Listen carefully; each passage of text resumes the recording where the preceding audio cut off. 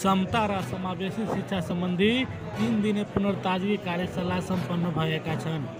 समाज विकास केन्द्रको आयोजनामा पुनर्ताजगी कार्यशाला बर्दिवासमा सम्पन्न भएका छन्। शुक्रबारबाट बर्दिवासको सिसमलमा सुरु भई आइतबार सम्पन्न भएको छ। महोत्तरी जिल्लाको रामगोपालपुर नगरपालिका र शम्सी गाउँपालिकाभित्र रहेका सामुदायिक विद्यालयमा प्रारम्भिक कक्षा 1 देखि 3 सम्म अध्यापन गराइरहेका शिक्षक शिक्षिकाहरूलाई समता र समावेशी सम्बन्धी 3 दिने शिक्षण सिकाइ सिप अभिवृद्धि तालिमको पुनर्ताजगी कार्यशाला सम्पन्न भएको छ। यसअघि दुवै पालिकाका शिक्षक शिक्षिकाहरूलाई 5 दिने तालिम गराएका थिए। हेर्नुहोस् महोत्तरी टुडेद्वारा तयार पारिएको एक रिपोर्ट। म धर्मेन्द्र कुमार यादवको साथमा।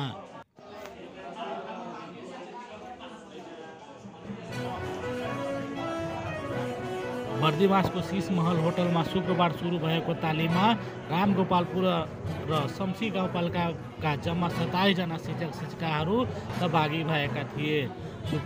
शुक्रबारबाट सुरु भएको पुनर्ताजगी कार्यशालामा प्रारम्भिक कक्षा सिकाइ कार्यक्रममा मातृभाषामा कसरी शिक्षण सिकाइ गर्ने बारे व्यापक छलफल भएको थियो। प्रारम्भिक कक्षा सिकाइ कार्यक्रमका भाषाका तत्त्वहरू र गणित विषयका तत्त्वहरूको विस्तृतमा पुनर्ताजगी दिएको थियो। विद्यालयमा समता र समावेशी शिक्षा सम्बन्धी शिक्षण सिकाइमा ध्यान दिनुपर्नेमाथि जोड दिएको थियो।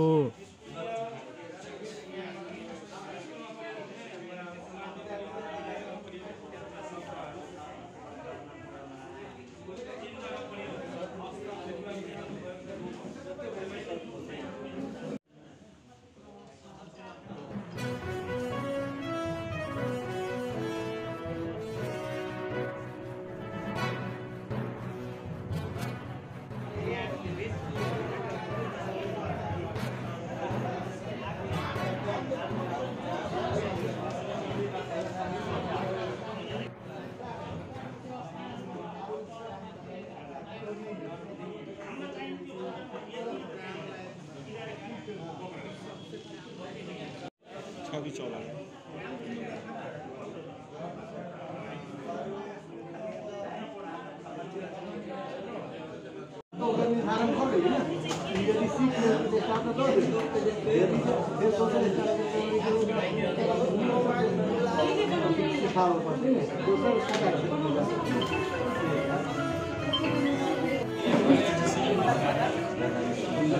परीक्षण कसैले गर्नु भएन त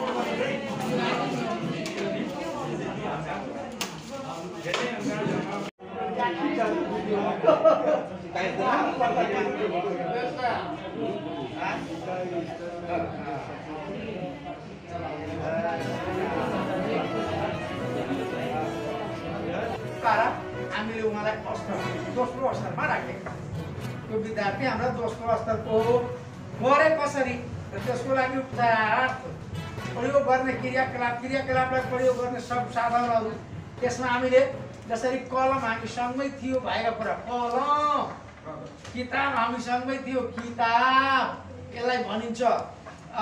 हाम्रो घरमा गाई छ हजुरबा छन् बाबा आफ्नो बुवालाई पापा हैन त्यस्तै आमा घरमा बिरालो गाई भनेर उसलाई सम्झाएर शब्दको पहिचान गराए र यसरी गराएर हामीले आफ्नो दोस्रो स्तरमा काम गर्न पायौँ।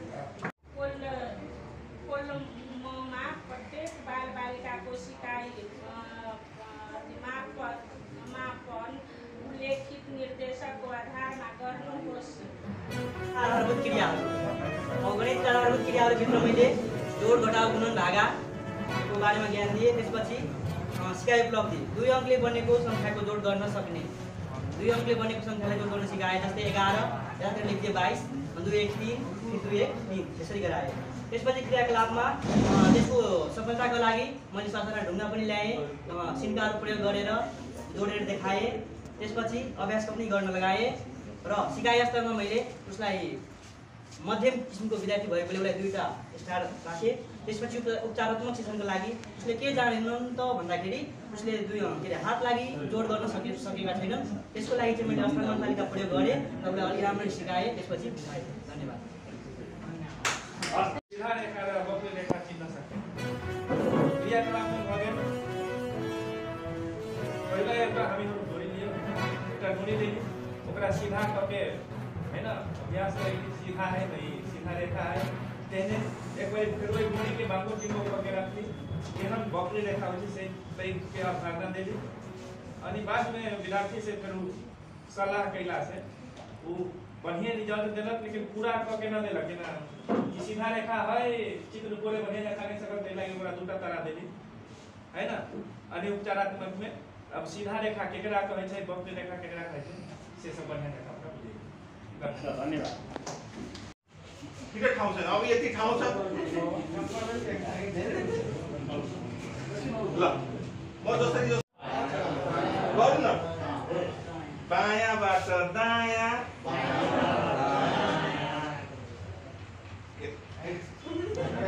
गोला गोला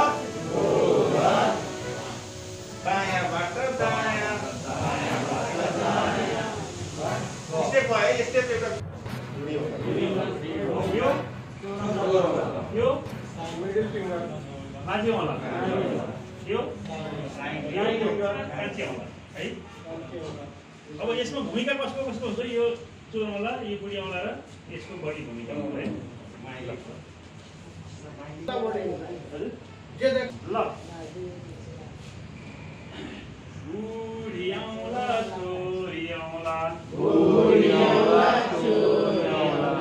कलम समाउने माझियाउँला आड दिने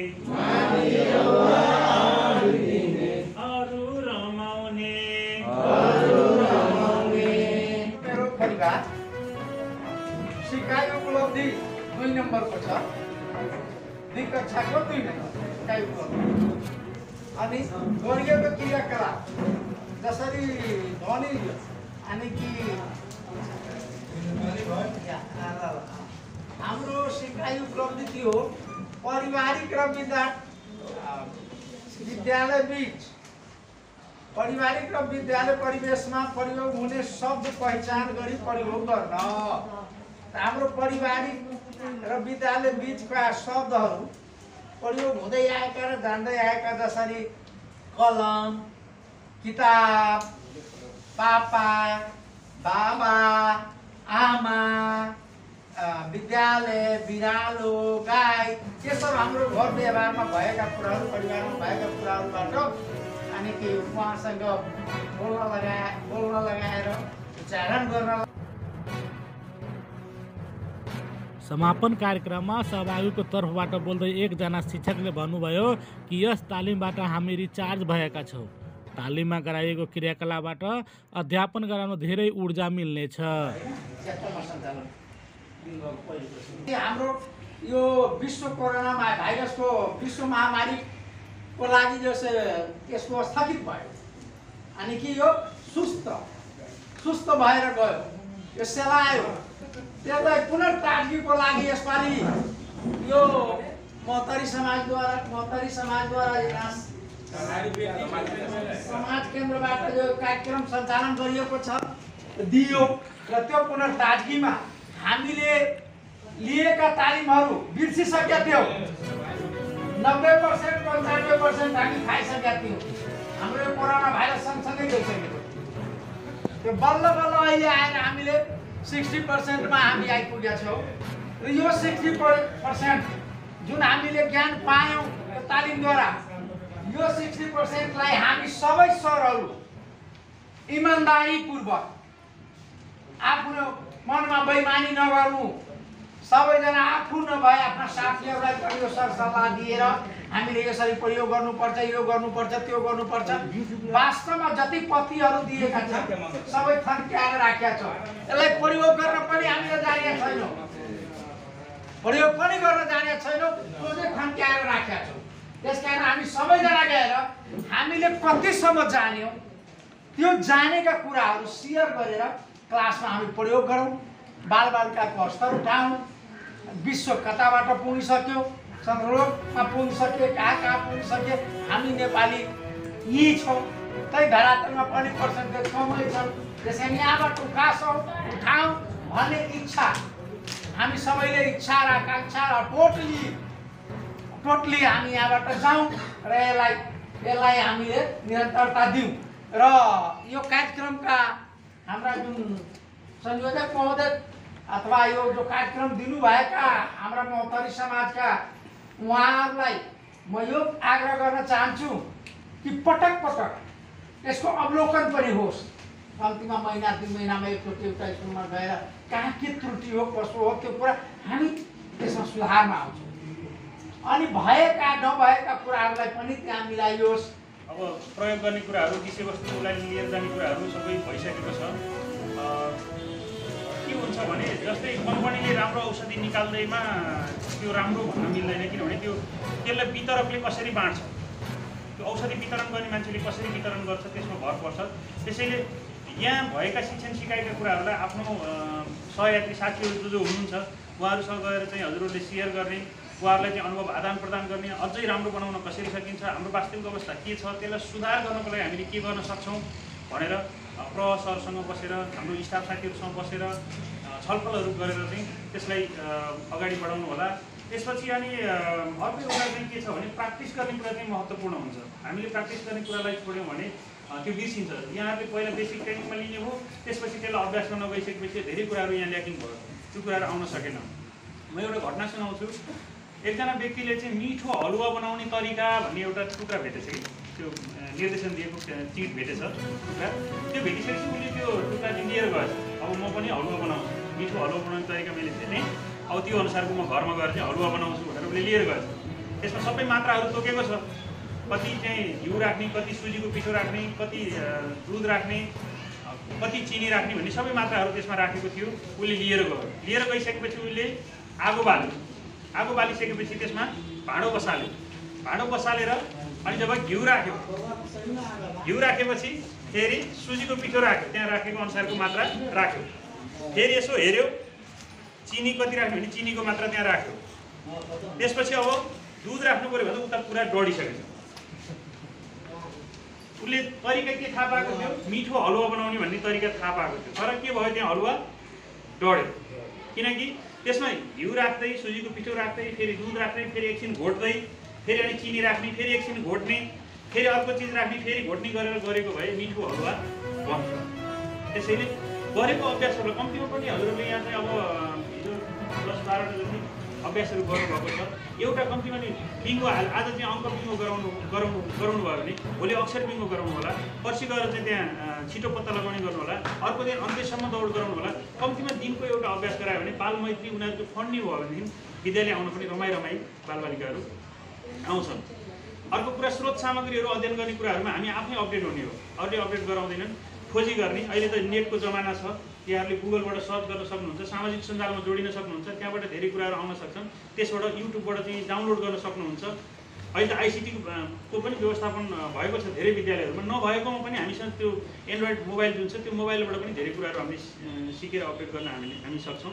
त्यसमा हजुरहरूको ध्यान पक्कै पनि जाने हामीले अपेक्षा गरेका छौँ। अन्तमा एउटा रविन्द्रनाथ टैगोरको भनाइ म फेरि यहाँ जोड्न चाहन्छु। एउटा हिन्दीमा छ उहाँको एउटा बुकमा लेख्नु भएको छ रविन्द्रनाथ टैगोरले, डुब्ते सूरज ने कहा मेरा काम सम्हालेगा कौन। डुब्न लागेको सूर्यले भन्नुभयो मेरो काम कसले सम्हाल्छ।